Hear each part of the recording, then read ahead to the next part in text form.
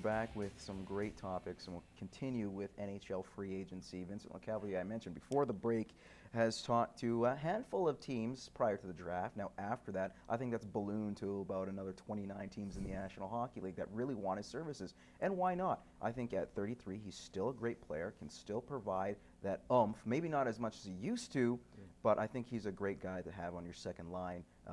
Stanley Cup winner. He's very proven. Where will he end up come July 5th? I think probably Detroit, maybe. I mean, you slot him in behind a guy like Datsuk, and I mean, it's a good location for him to go. I know he's won already, but I'm sure, you know, he'd like to get another cup, and I mean, that's a great chance for him. I really just hope Jay Feaster doesn't go out of his way and try to bring him there. Not that I'm a Calgary fan, but I mean that I've heard some rumors, and that's just he'll go to Calgary to die, basically. Yeah. The best bet for him, and the best story would be Montreal, of course. You know, here's a French kid or a French man now. You know, he is getting older. His foot speed is really slowed down quite a bit, and that's the reason why Tampa Bay is moving him. But he's still a good veteran that can get a lot of minutes for you. And if you're going to make a push for playoffs and want to go deep in the playoffs, he's going to help you a whole lot. So I think Montreal is the perfect fit for him. Is it going to work out? Even though it is, he's not the Vinny LeCavalier of of course old, not. I mentioned that earlier. But if he goes to Montreal, I'm assuming that they're going to think he is. You know, there's Vinny LeCavalier, and then Montreal, Vinny LeCavalier. There's a huge amount of on the guy when you're a French player in a French town. What is he going to do? I don't think he can be in a pressure-filled situation at 33, at this part of his career anyways. Well, he might welcome it, because you go down to Tampa Bay and you're the third or fourth story, or even the fifth story in the sports page in Tampa Bay. He goes up to Montreal, and they're the number one story 12 months a year, 24 hours a day. So it'll be interesting to see how he responds to it. He might welcome that. He might say, you know what, through all my career, we haven't got the media attention. Now I'm going to be in a fishbowl. Why not go out that way? Chris, which Canadian team will have the most impact come free agency? I'd like to say the Leafs. Well, Come free agency, but maybe the Oilers could be a good choice. I mean, they've obviously got to do something. We saw them finally draft a defenseman.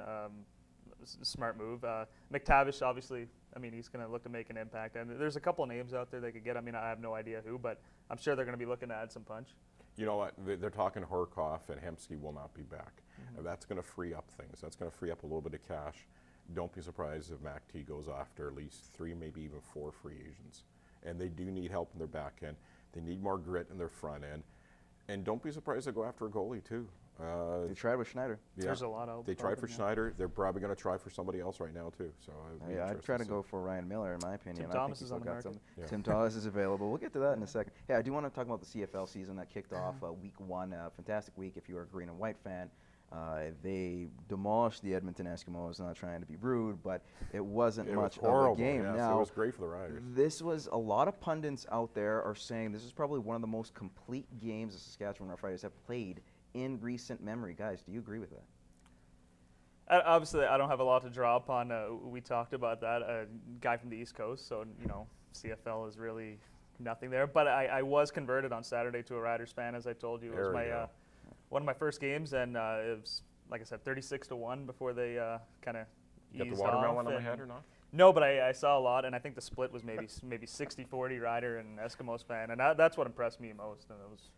But yeah, it was a great game, obviously. You know, the great thing about being a Rider fan, that we just won the Grey Cup on Saturday. You know, we might as well just start booking the parade route, and we'll go downtown Regina, all the way up down the highway to Saskatoon.